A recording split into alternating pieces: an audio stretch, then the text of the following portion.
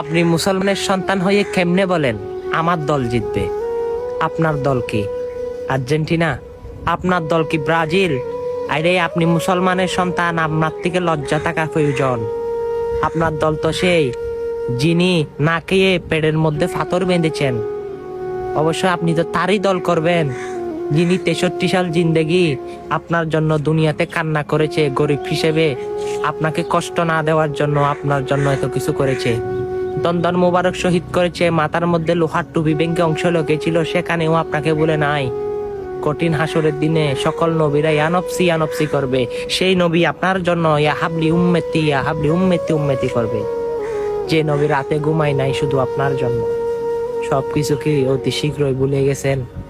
সে নবীকে ভুলে আছেন? কিভাবে ইহুদিদের পক্ষ আপনি নিতেছেন? কিভাবে ইহুদিদের আদর্শর মালাত আপনি গলায় পড়েছেন?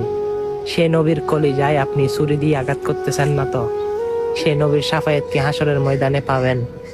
আল্লাহ রাব্বুল আলামিন তো ঘোষণা দিয়েছে যে যাকে ভালোবাসে তার সাথে তার হাসর নাসর হবে।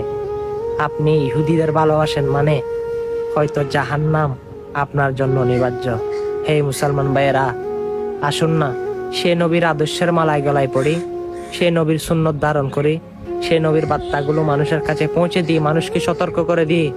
আল্লাহ যেন সকল মানুষকে আমার নবীর পথ অনুসরণ করার তৌফিক দান করে, আমিন।